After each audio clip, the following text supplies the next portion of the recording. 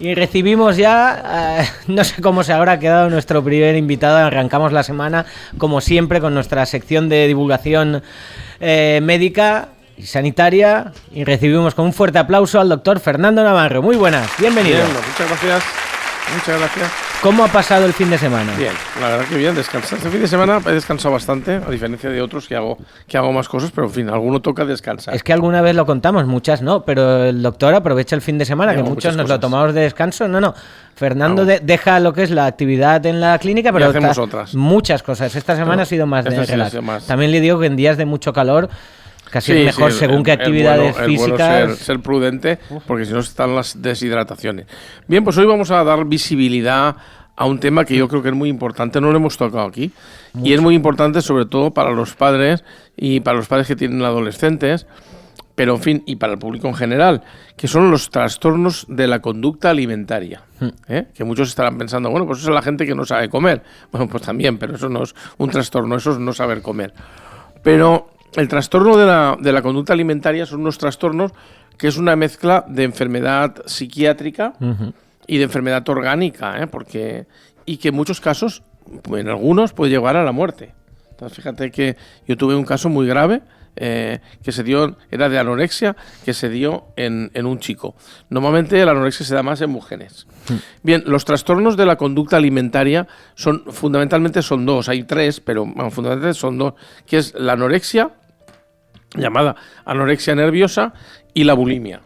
Entonces, simplificado, ahora lo explicarás. Sí, ahora vamos a explicarlo. Los que no quieren comer, prácticamente. Exactamente, y los que comen mucho. Y los que comen, pero se parecen bastante, es decir, porque la anorexia nerviosa, que además criticamos mucho en la época que estaban las modelos, estas tan delgadas, que, claro, muchas chicas pues las cogían de modelo, eran modelos, pues yo quiero estar tan delgada como esa. Claro, para hacer eso, si no tienes además unas nociones de nutrición, que esas modelos pues llevaban sus preparadores, llevaba su gente que les daba la cantidad de hidratos de carbono, pero una persona normal que dice, no, yo quiero adelgazar como esa, pues claro, llega un momento que, ahora veremos por qué, llegaban a un bucle de no retorno. Entonces, eso hizo mucho daño. Igual que sigue haciendo mucho daño Internet. Porque Internet no están lo de los modelos, pero sí que hay gente que dice cómo tienes que adelgazar, qué tienes que hacer, que tienes que tener un cuerpo maravilloso. Claro, esos cuerpos que se imponen hoy en día, excesivamente delgados. Aunque ya vemos que la moda parece que, sobre todo en la mujer, parece que estén más rellenitas, hay una moda, porque va a modas, pero bueno, lo importante de esto no es que esté una persona gruesa o delgada, sino que la persona tiene una alteración de su visión de cuerpo, es decir, tiene una alteración de su esquema corporal. Se ve al espejo y a lo mejor la ves que está muy delgada, pero dice, no, estoy gorda. Si toca y se pellizca un Michelin, mira qué todo el mundo estoy. la ve especialmente. Y dice, hombre, pero si tú estás delgadísima, vamos, que estás a los huesos. No, estoy gordísima. O sea, tiene una deformidad, es como si el espejo le sacara otra imagen. Entonces quieren seguir, digamos, sin comer. Y si comen, a lo mejor vomitan, se ponen los dedos y vomitan. O se toman pastillas hasta anfetaminas, para no tener hambre. Pero aquí, ¿qué pasa? Que cuando el organismo no come, que eso mucha gente que ha hecho ayuno lo puede saber, cuando el organismo no come, llega un momento que saca la energía de los músculos, digamos, de la masa corporal, y se produce una cetosis. O sea, un aumento de la acetona. ¿Te acuerdas de los niños cuando decían, uy, vomita mucho? Pues huele a acetona. Tiene un olor, el aliento a manzana, y eso es la acetona. Pues cuando se produce esa cetosis, que se te van las ganas de comer. Y además se producen vómitos. Es decir, vomitas y encima no comes. Ya no provocados, sino claro, que no, ya rechaza. De forma natural no comes, no tienes hambre y encima, en todo caso, puede ser hasta que vomites sin provocártelo. Claro, eso va más, y entonces llega un momento que pierde una cantidad de masa corporal que no tiene retorno. Entonces, esa persona, si pierde más de un 15% de masa corporal, kilos por metro cuadrado, pues entonces hay que ingresarla a esa persona. Es decir, que es un tratamiento psiquiátrico, médico, y que tiene que ingresar. La familia se debe dar cuenta. Me he dado cuenta cuando la persona empieza a decir, ay, pues no me gusto, no sé cómo estoy, etcétera. Porque además es evidente que todo esto tiene un proceso, no es Hay que ir con cuidado, y bueno, hay juegos también, por ejemplo, hoy en día también llama la atención muchas niñas que se maquillan muy pronto, etcétera. Muchas veces a veces no hay ninguna alteración, pero hay que vigilarlo por si esa persona tiene una alteración de que no se gusta como es. Es decir, se ve fea, por ejemplo, y quiere maquillarse para verse guapa. Cuando no es así, cualquier chiquita joven, pues normalmente está bien simplemente por ser joven. Es decir, la juventud tiene eso. Todo el mundo es guapo, o casi todo el mundo es guapo o guapa. Pero claro, cuando hablábamos de detectar eso en las familias y en los entornos, ya no solo el detectarlo, ¿cómo gestionar eso a una persona que se niega a comer o a comer lo que lógica debería y pues ahí hay unos litigios muy difíciles de... Pues primero observarlo, es decir, bueno, esta persona a lo mejor no está excesivamente delgada, pero ya ha empezado con ese tipo de comportamientos. Pues quiero vomitar, pues no me des eso, pues eso lo tiro. Entonces, ese comportamiento, pues hay que enseñarle primero unas normas de alimentación. Lo que dice la gente, lo que engorda y lo que no engorda, que no es así, lo que tiene más energía, lo que tiene menos energía, qué tipo de gasto tiene esa persona, porque luego hay otro tipo de trastorno que no, por ejemplo, que luego lo nombraremos, que es la vigorexia, gente que se pasa pues intentando hacer músculo o todo el día en el gimnasio, con lo cual esa persona necesita comer, si no come, pues peor. Entonces los padres tienen que detectar, si es una chiquita joven o chico joven, tienen que detectar qué pasa. Normalmente hay subyacente una depresión, con lo cual tiene que ir por un lado al psicólogo a hacer una terapia cognitivo-conductual, por otro lado tiene que ir al psiquiatra o a su médico, que normalmente le va a dar un antidepresivo, lo que llamamos un ISRS, es decir, un inhibidor de la recaptación de la serotonina. Son unos porque eso le va a ayudar, porque la persona no acaba de ser consciente de que su esquema corporal está bien. Entonces hay que enseñarle a técnicas de autoayuda y técnicas de quererse más y que vean realmente ser objetivo a la hora de ver el cuerpo. O sea, no puede ser que una persona pese 50 kilos y piense que pesa 80. O sea, eso no puede ser. Entonces, eso es importante. Yo digo que yo he visto casos, tuve un caso de un chico que llegó a no poder andar. O sea, era tan le vino por una situación de estrés en el trabajo. Y a raíz de ahí, estoy contando que no es lo típico, porque era una persona ya de casi 30 años, pues cogió una anorexia. Muchos se pensaban que tenía un cáncer, un tumor. No, era una anorexia nerviosa y el tratamiento pues es psiquiátrico. Eso sería uno. Luego tenemos la bulimia. Y se parecen, ¿no? La bulimia. Pues la bulimia es la persona que normalmente le da por comer, por picar, por comer a deshoras y por vaciar la nevera. Y a veces entonces, de manera compulsiva. De manera ¿no? compulsiva. Como bestia que dices... Esto no... ¿Están gordos o no? Pues a veces sí y a veces no. Hay veces que no. Y hay veces que esas personas también comen y vomitan. Comen y vomitan. A mí mi familia no la conocí yo. Mi familia dice que yo tuve una tía que iba a los banquetes y se arramblaba con el banquete y luego vomitaba. Debía de tener bulimia, no lo conocí, eso hace muchísimos años, pero vomitaba una historia familiar que me contaron que yo no sé quién vomitaba era. Conscientemente, o sea, sí, conscientemente, ¿no? Claro, o sea, que disfrutaba tanto comiendo que hacía y vomitaba. Entonces la persona bulímica pues abre la nevera y arrambla con lo que haya, sea dulce, sea salado, pues si hay una pizza, se toma una pizza, luego tiene un sentimiento de culpa. Claro, el comer produce un placer, evidentemente, y produce una adicción, porque por eso estamos vivos. Si no tuviéramos esa adicción nos moriríamos. Pero aquí es exagerado. Entonces empieza a comer y claro, cuando come, muchas veces engorda, tiene sentimiento de culpa, quiere vomitar y también tenemos ahí un caso de depresión. No suele ser tan grave como el otro, porque normalmente, aunque vomitan mucho, no llegan a tener una caquexia, que en el otro caso sí, pero sí que es un comportamiento. Entonces, ¿qué hay que hacer con el caso de la bulimia? También detectarlo. Muchas veces hay que cerrar la nevera con llave. Hay que también hacer una docencia de cómo hay que comer, es decir, oye, si tienes hambre, pues tómate un zumito, tómate una fruta, pero no arrambles con los pasteles que tenemos ahí para el domingo, que te los has tomado todos, ¿no? Pues son gente que además tiene un complejo de culpabilidad, suele tener una depresión. Claro, es que muchas veces eso es lo que hay por detrás y lo que Porque mucha gente no comprende esa situación que desde fuera se ve tan evidente. No, y ellos mismos tampoco. Tal? Dicen, no sé qué me pasa, tengo hambre, tengo que comer. No disfrutan de la comida porque comen compulsivamente. Es decir, no disfrutan de ese pastel, se lo tragan, luego otro, y luego se toman una Coca-Cola y luego se toman tal. O sea, entonces una cantidad de calorías. A veces se vomitan para no tener tanta comida.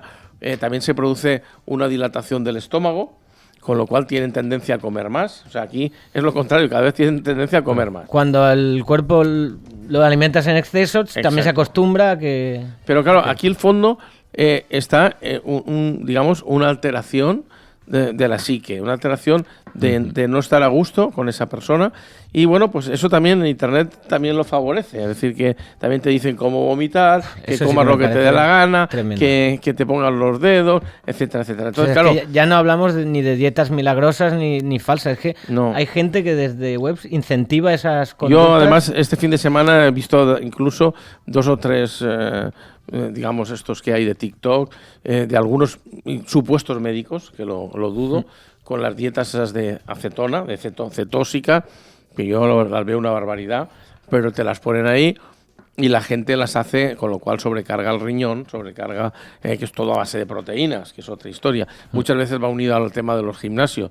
Pero bueno, te pone ahí, yo digo comillas, gente que pone doctor tal, que no sabemos dónde le han dado el doctorando, ¿no? Pero claro, lo ves eso y solo los que sabemos un poco dicen, bueno, esto es una barbaridad. Hacer eso no conduce a nada, sino a la muerte prematura. Y sin embargo ahí está. Entonces no hay. Y luego es muy difícil que el público en general lo sepa, digamos, discernir. Entonces los padres atentos a esas comidas compulsivas. No significa, en todo el mundo podemos haber tenido un momento de una bulimia, un día que te despiertas por la noche y comes y arramblas media nevera. Pero eso no es un comportamiento continuado y además esa persona no se encuentra bien. ¿Qué tratamiento hay? Es lo mismo, psicológico, conductual, cognitivo-conductual, y aquí sí se emplean por ejemplo, la fluoxetina, que es un ISRS, pero a dosis incluso mucho más altas que la depresión. O sea, la depresión damos una dosis, aquí daríamos el doble. Porque la persona necesita no tener esa rumiación, esa digamos, ser compulsivo a la hora de comer. Entonces, no es bueno. Bueno, y aparte no es bueno porque el ser compulsivo pues también te lleva a una diabetes, porque estás forzando el cuerpo de una manera exagerada. Bien, no lo he dicho antes, pero por ejemplo, en los casos de anorexia, ¿cuándo se ingresa? Pues cuando hay una pérdida de masa corporal, cuando hay taquicardias, cuando hay vómitos, digamos, incoercibles, que no paran que no hay forma de parar, y cuando hay un estado de depresión grave. Y claro, un paréntesis, eso es una situación muy grave, porque necesaria, pero claro, esa persona, la mayoría de veces, entiendo que incluso es ingresada en contra de su voluntad. Sí, muchas veces porque no son conscientes, porque es el entorno el que dice, claro, es la única manera. Eso no puede ser que sigas así. Hay momentos que la persona también se ve, que no tienen fuerza, que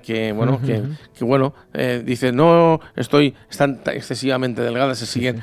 o delgados, pero se siguen viendo gruesos, pero llega un momento que ellos mismos se dan cuenta que ahí falla algo, y es cuando tienes que por depresión o por lo que sea, se ingresa y se supervisa y se vigila lo que come, y muchas veces se acompaña incluso al cuarto de baño para que no vomiten.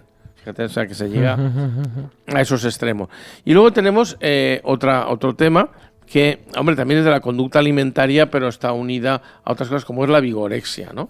El culturismo Yo que asociamos a algún tipo de gimnasios y a una obsesión también, ¿no? Por ¿Es bueno ir al gimnasio? Sí, claro que sí. ¿Es buena la vigorexia? No, porque la persona llega a un momento que no se acaba de ver bien. Normalmente se da más en hombres que en mujeres, en los dos. También tienen una alteración del esquema corporal. Normalmente son personas más bajas, yo también soy bajo, ¿no? Pero no por eso tengo vigorexia. O sea, suelen ser personas más bajas que quieren, digamos, desarrollar su cuerpo, y lo hacen a base de desarrollar su musculatura.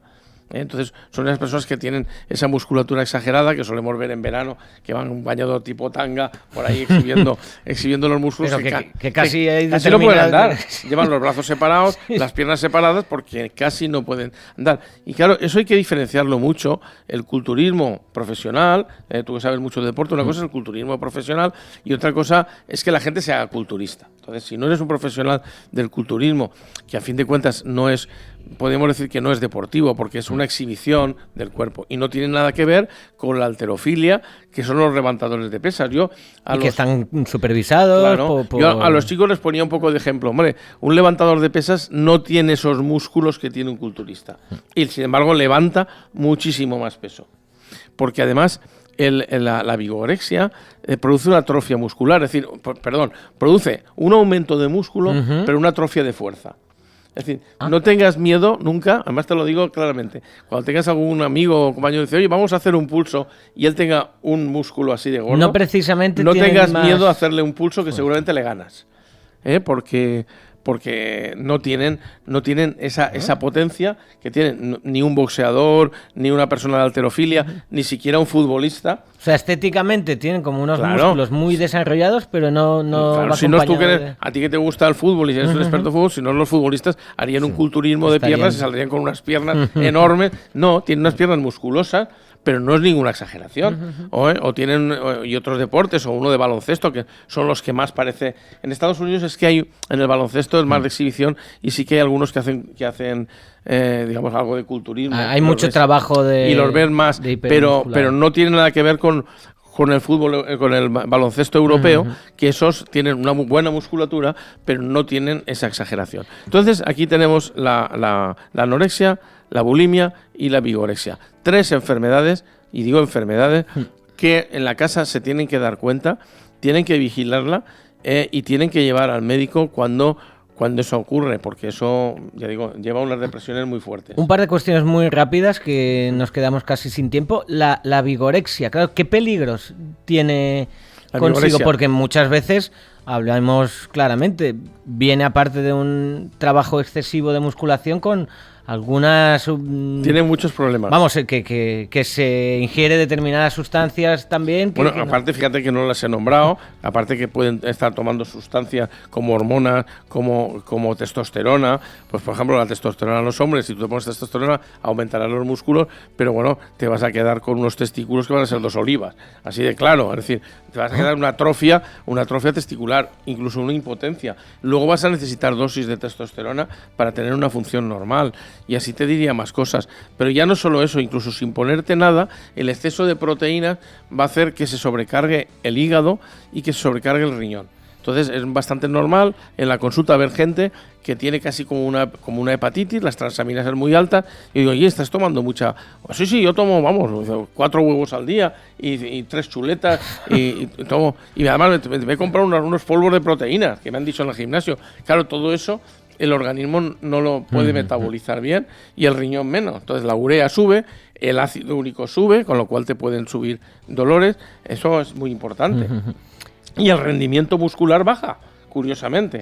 O sea, eso no lo hace un levantador de pesas. Eso lo hace un culturista para, digamos, hipertrofiar esos músculos y hacer una exhibición. Estos casos normalmente están ya de gente algo más madura, pero volviendo a lo que es la anorexia y la bulimia, preocupa mucho dentro de los profesionales, ¿no? Las edades tan tempranas a las que se llega a dar situaciones de estas de trastornos alimentarios. Sí, ¿no? sí, pero además yo tengo gente... Pónganos algún ejemplo sin... Sí, digo, de edades, por ejemplo, no se da siempre en niños o en niñas. Por ejemplo, yo tengo casos de médicos, en este caso estoy hablando de una chica médico con anorexia, me estoy acordando de otra persona, abogado, es decir, que se da ya en personas cultas, pero que empiezan a tener una alteración de su esquema corporal, no se ven como son, y además tú los ves y dices, pues esta chica es monísima, está muy bien, y si aumentarán unos kilos mejor, pero realmente pues tienen una delgadez extrema, pero claro, eso va sobre un fondo de depresión larvada, que no es a lo mejor la depresión de estar triste, pero sí de estar viviendo en un cuerpo que no acaban de verse a gusto. Entonces, por eso es muy importante que por las mañanas, y a la gente le digo por la mañana, nos debemos de mirar al espejo, tocar la cara Y no es porque uno diga, uy, qué guapo soy, ¿no? Pero decir, oye, es mi cara y este soy yo. Y ya está. Como sea, si eres alto, si eres bajo, si eres gordito, si eres delgado. Bien, que puedes mejorar, evidentemente, eso es como el vestirte. Si vistes bien, pues tienes una apariencia mejor que si no vistes bien. Pero puedes mejorar. Pero de mejorar no te tienes que pasar. Es decir, si yo he engordado unos kilos, pues decir, bueno, pues voy a adelgazar un poquito. Pero no puedo pensar enseguida que, además, si todo el mundo me dice, oye, claro, que estás muy delgado. No, yo voy a seguir adelgazando. Que no, estoy gordo. Pues, hay que hacer un poquito caso al sentido común. Y sobre todo, ya digo, la vigilancia en casa, de padres, amigos o esposos o esposas, porque puede ser, también he visto con gente casada realmente, gente también cuando han tenido más responsabilidad, gente también en caso de tanto de menopausia como a veces de embarazo o de miedos a los embarazos. Todo eso se puede mezclar con la anorexia o con la bulimia.